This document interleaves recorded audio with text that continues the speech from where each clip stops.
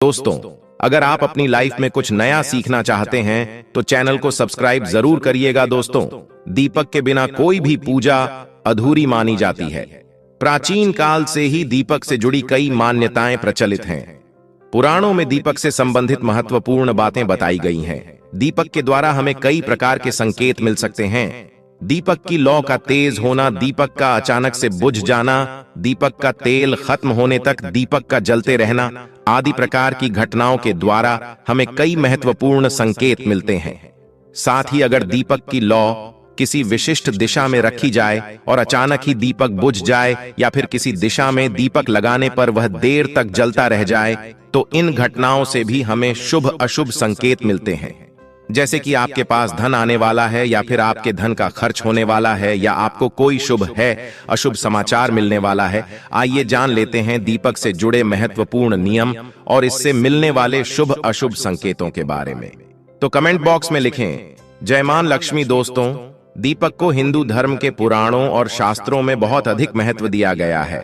साथ ही दीपक लगाने से संबंधित कई महत्वपूर्ण नियम भी बताए गए हैं। शास्त्रों में कहा गया है कि दीपक अंधकार से प्रकाश की ओर लेकर जाता है, दरिद्रता को समाप्त करके घर में सुख समृद्धि लाता है। लेकिन दीपक लगाते समय कई बार शास्त्रों के नियमों का पालन नहीं किया जाता, जिससे दीपक लगाने का कोई शुभ फल प्राप्त नहीं होता। अगर आप सही विधि से घर में अथवा मंदिर में दीपक जलाते हैं तो आपको इसके बहुत ही शुभ परिणाम प्राप्त होंगे। दीपक आपके जीवन से हर प्रकार की नकारात्मकता को नष्ट करता है। यह आपको अंधकार से प्रकाश की ओर ले जाता है। घर में दीपक जलाने से घर से नकारात्मक ऊर्जा भी नष्ट हो जाती है और घर परिवार के सदस्यों में शांति बनी रहती है। अर्थात दीपक को क्लेश का नाश करने वाला कहा गया है। सबसे पहले तो आप ध्यान में रखें कि आप घर के मंदिर में रोजाना दीपक जलाएं। मंदिर में दीपक जलाने से आपको अनेकों प्रकार के लाभ देखने को मिलेंगे। पुराणों में कहा गया है कि मंदिर में शाम के समय दीपक जलाने से दुख दरिद्रता का नाश होता है। शास्त्रों में शाम के समय की पूजा का भी महत्व बताया गया है। शाम को दीपक जलाने से घर से नकारात्मक शक्तियां दूर रहती हैं। कोई भी बुरी शक्ति आपके घर में प्रवेश नहीं कर पाती है। जिस घर में दीपक जलाया नहीं जाता है उस घर में रहने वाले लोगों को कई परेशानियों का सामना करना पड़ता है। उस घर के प्रमुख व्यक्ति को बहुत परिश्रम करने के बाद भी सफलता प्राप्त नहीं होती है। घर में धन का आगमन नहीं होता है और खर्चे भी बढ़ने लग जाते हैं, जिससे परिवार के लोग सदैव ही दुखी और निराश होने लगते हैं। इस निराशा को दूर करने के लिए दीपक महत्वपूर्ण भूमिका निभाता है। दीपक घर को रोशन तो करता ही है, साथ ही आपके मन के अंधकार को भी पूरी तरह से नष्ट कर देता है। आज हम जानने वाले हैं घर में दीपक लगाने के संबंध में महत्वपूर्ण नियमों के बारे में, साथ ही जानेंगे पूजा। घर में दीपक कैसे लगाना चाहिए, किस देवी देवता के सामने कौन सा दीपक लगाना चाहिए, धन प्राप्ति के लिए कैसा दीपक कहां जलाएं, कौन से प्रकार का दीपक कब और किस स्थान पर लगाना चाहिए और दीपक लगाने से मिलने वाले शुभ फलों के बारे में आज के इस वीडियो में हम आपको बताने जा रहे हैं। यह महत्वपूर्ण जानकारी आप सभी को अवश्य ही जान लेनी चाहिए, इसलिए आप इस वीडियो को अंत तक जरूर देखें। सबसे पहली बात दोस्तों, अगर नियमित रूप से घर में दीपक जलाया जाता है तो घर में हमेशा सकारात्मक ऊर्जा सक्रिय रहती है। वास्तु दोष के कारण होने वाली नकारात्मक ऊर्जा समाप्त होती है। दीपक के धुएं से वातावरण में मौजूद हानिकारक सूक्ष्म कीटाणु भी नष्ट हो जाते हैं। जब दीपक को देवी देवताओं की मूर्तियों के सामने लगाया जाता है तो दीपक के प्रकाश की किरण देवी देवताओं की मूर्तियों से टकराकर घर में चारों ओर फैलती है, जिससे घर से नकारात्मकता का नाश होता है। जब ये किरणें हमारे शरीर पर पड़ती हैं तो इसके हमें कई प्रकार के लाभ प्राप्त होते हैं। इन प्रकाश की किरण के माध्यम से हमें देवी देवताओं का आशीर्वाद प्राप्त होता है। साथ ही शरीर में स्थित रोगों का भी नाश होता है। जब भी आपको अस्वस्थ महसूस हो, मन में नकारात्मक विचार प्रकट हो अथवा आप किसी रोग से पीड़ित हैं तो आप अपने पूजा घर में देवी देवताओं की मूर्तियों के सामने दीपक अवश्य जलाएं। जब दीपक के प्रकाश की किरणें देवी देवताओं की मूर्तियों से परावर्तित होकर आपके शरीर पर पड़ेगी तो आपके अंदर की हर निराशा और नकारात्मकता का नाश हो जाएगा। अब जानते हैं कि दीपक लगाने के लिए सर्वोत्तम समय कौन सा होता है। किस कामना पूर्ति हेतु कौन सा दीपक जलाएं और इससे मिलने वाले शुभ अशुभ संकेतों के बारे में। लेकिन दोस्तों, उससे पहले आपसे रिक्वेस्ट करते हैं कि वीडियो को लाइक जरूर करिएगा, दोस्तों को शेयर कर दीजिएगा, और अगर आपने अभी तक चैनल को सब्सक्राइब नहीं किया है तो चैनल को सब्सक्राइब करके बेल आइकन जरूर दबाएगा। दोस्तों, दीपक सुबह 5 बजे से 10 बजे तक और शाम को 5 बजे से 7 बजे के बीच में जलाना शुभ होता है। शाम को तुलसी के पास दीपक जलाने से घर में नकारात्मक शक्तियां प्रवेश नहीं कर पाती है, इसीलिए नित्य घर के बाहर एक दीपक अवश्य जलाएं। यदि आप घी का दीपक जलाते हैं तो और भी अधिक शुभ परिणाम प्राप्त होंगे। आप भगवान के सामने दोनों तरह के दीपक जला सकते हैं। आपको बस यह ध्यान रखना है कि आप भगवान के दाहिने हाथ की तरफ घी का दीपक जलाएं और भगवान के बाएं हाथ की तरफ तेल का दीपक जलाएं। घी के दीपक को सर्वश्रेष्ठ माना गया है। दीपक लगाने से पहले इस बात का ध्यान रखें कि दीपक टूटा हुआ न हो। भगवान के पास खंडित दीपक नहीं जलाना चाहिए, यह अशुभ माना जाता है। घी का दीपक भगवान को समर्पित करने के लिए लगाया जाता है, वही तेल का दीपक अपनी मनोकामनाओं की पूर्ति के लिए लगाया जाता है। प्राचीन ज्ञान चैनल के माध्यम से आपको बता दें कि इस बात का विशेष ध्यान रखें कि पूजा के बीच में दीपक बुझने नहीं चाहिए। ऐसा होने पर पूजा का पूर्ण फल नहीं मिल पाता है। घी के दीपक के लिए सफेद रुई की बत्ती का उपयोग किया जाना चाहिए, जबकि तेल के दीपक के लिए लाल धागे की बत्ती श्रेष्ठ बताई गई है। शाम के वक्त घर के मुख्य दरवाजे पर एक दीपक रोज जलाना चाहिए, इससे माता लक्ष्मी प्रसन्न होकर घर में प्रवेश करती है।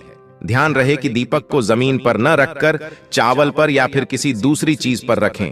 शास्त्रों में बताया गया है अक्षत पर दीपक रखने से ऐश्वर्य तथा धन संपत्ति में वृद्धि होती है। पीने के पानी के बर्तन के पास घी का दिया जलाकर रखते हैं तो इससे घर में धन की वृद्धि के साथ स्वास्थ्य संबंधी समस्या भी दूर होती है। साथ ही ध्यान रखें कि कभी भी एक दीपक से दूसरे दीपक को नहीं जलाना चाहिए। दीपक को हमेशा अलग अलग करके जलाएं, चाहे वह पूजा के समय ही क्यों ना हो। यदि धन का खर्च अधिक होता है अथवा घर में पैसा नहीं दिखता है तो उत्तर दिशा में एक जल के पात्र के पास दीपक अवश्य लगाएं। इससे लक्ष्मी स्थिर रहती है और धन का अकारण खर्च नहीं होता।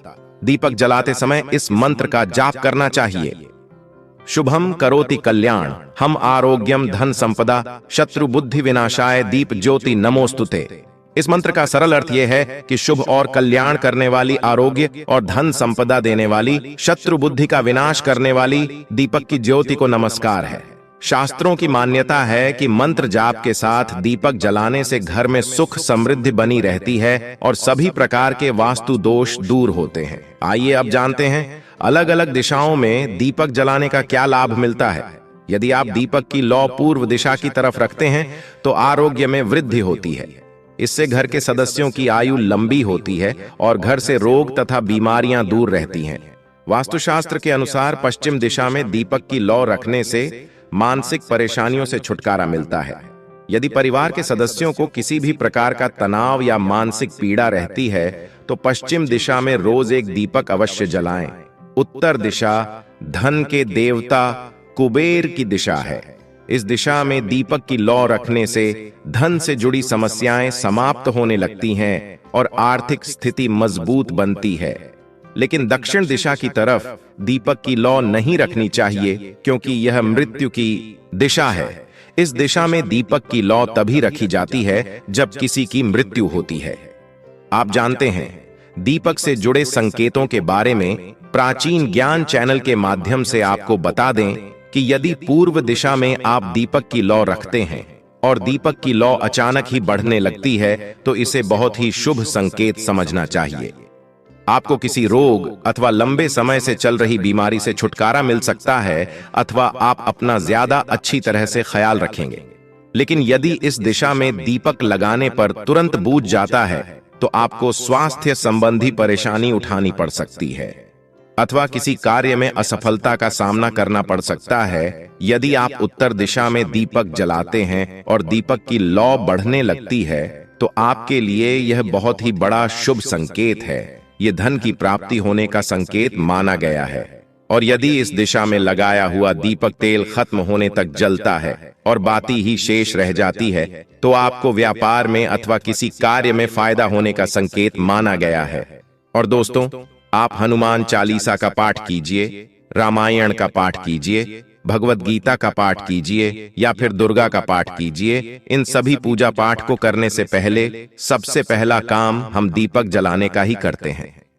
हम भगवान के प्रति अपनी आस्था और अपने विश्वास को दीपक के जरिए ही भगवान तक पहुंचाते हैं। तो यदि लौ का जलना और बुझना और दीपक की लौ में फूल का बनना और दीपक में अधजली बाती का बचना क्या संकेत देता है, इस बारे में हम आपको पहले बता चुके हैं। अब बात करते हैं दीपक की जली हुई बात का। हमें क्या करना चाहिए?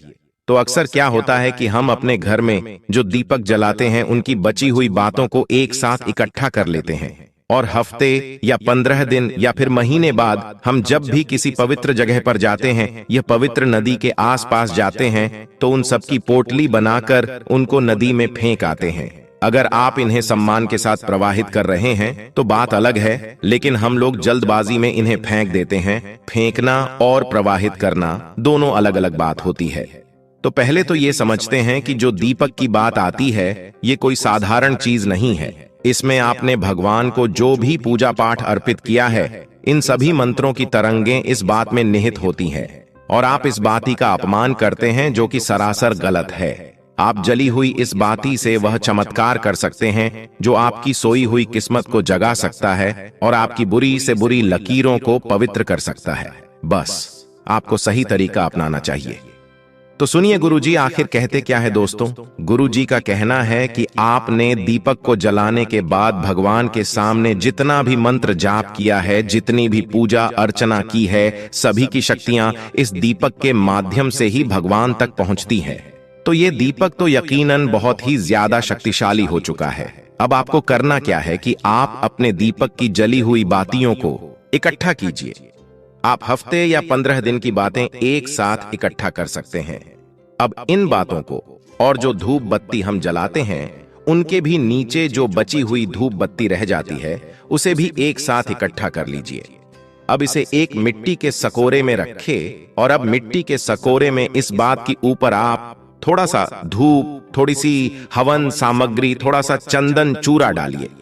इन सभी पर अब आपको थोड़ा सा कपूर और भी डालना है और माचिस से इन सभी को जला दीजिए। अब इसे जलाने के बाद जब ज्योत प्रज्वलित हो जाए तब इसे हाथ से बुझा दीजिए। ध्यान रखें कि आपको फूंक नहीं मारनी है। अब इसमें जो धुआं निकलने लगेगा, अब आप अपने किसी भी इष्ट देव के मंत्र का जाप करिए और इस धुएं को अपने घर के कोने कोने में प्रवाहित होने दीजिए। लेकिन आप मंत्र जाप करते रहें।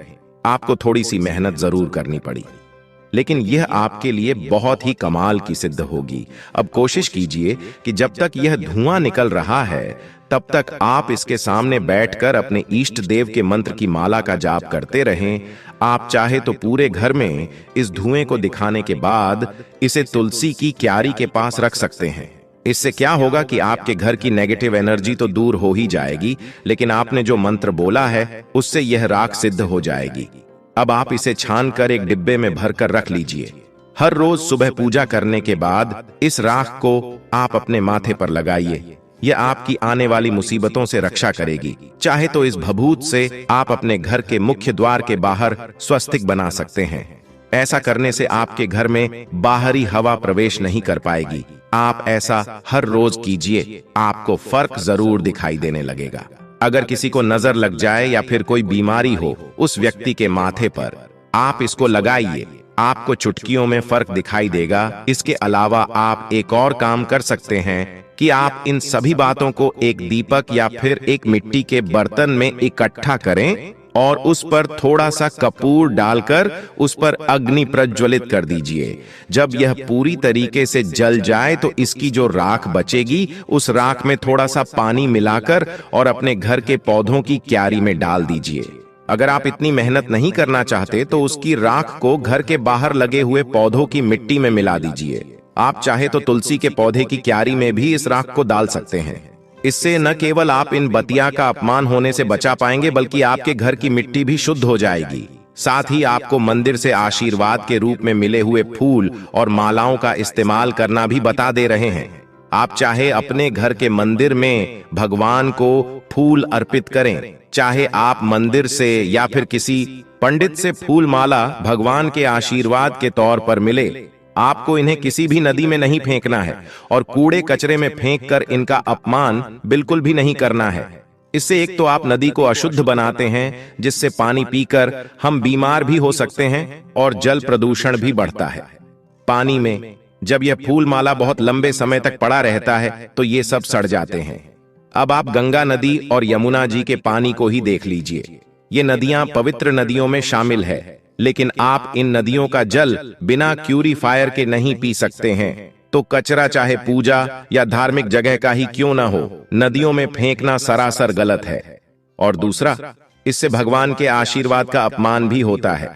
तो आपको करना क्या है कि आप इन सभी फूलों को इकट्ठा करिए और इन्हें सुखा लीजिए। सुखाने के बाद आप इन्हें छोटे छोटे टुकड़ों में तोड़कर के इसमें आप चूरा, थोड़ा सा चंदन का पाउडर और थोड़ा नारियल का छिलका मिलाओ। इनको कढ़ाई में डालकर गैस पर हल्का हल्का भून लीजिए। अब ठंडा होने पर इसे मिक्सर में पीसकर इसका महीन पाउडर बना लीजिए।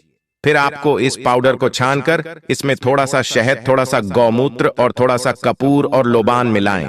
अब गुलाब जल की मदद से या फिर किसी की मदद से उसे आटे की तरह गूंथ लीजिए और अपनी इच्छा के हिसाब से इसकी छोटी छोटी बातें या फिर गोल गोल टिक्की बनाकर धूप में सुखा लीजिए। हर रोज अगर आप एक टिक्की को जलाकर उसका धुआं पूरे घर में दिखाते हैं तो इससे न केवल आपके घर का वातावरण शुद्ध होगा, बल्कि इसकी महक से आपके घर में सकारात्मक ऊर्जा भी भर जाएगी और साथ में भगवान के फूलों का अपमान होने से भी बच जाएगा। लोबान और कपूर साथ में जलाने से घर में नजर दोष खत्म होता है और गोबर के उपले और गौमूत्र न केवल आपके वातावरण में मौजूद बैक्टीरिया को खत्म कर देते हैं, बल्कि आपके घर की ऊर्जा को भी पवित्र कर देते हैं। आगे से कभी भी भूलकर भी दीपक की जली हुई बातें और भगवान पर चढ़े हुए फूल माला का अपमान न करें और गुरु जी के बताए हुए उपाय आप जरूर करिए, आपको लाभ जरूर मिलेगा। तो उम्मीद करते हैं दोस्तों, गुरु जी की बताई हुई ये बातें आपको जरूर पसंद आई होगी। अगर आपको यह वीडियो अच्छी लगी हो तो वीडियो को लाइक जरूर कर दीजिएगा और कमेंट बॉक्स में जय श्री राम, जय बागेश्वर धाम सरकार, जय हनुमान जरूर लिखें और इसे ज्यादा से ज्यादा शेयर करें ताकि बाकी लोगों तक भी पहुंच जाए। तो मिलते हैं अगली वीडियो में, तब तक आप अपना ध्यान रखें, स्वस्थ रहें, सुरक्षित रहें। धन्यवाद।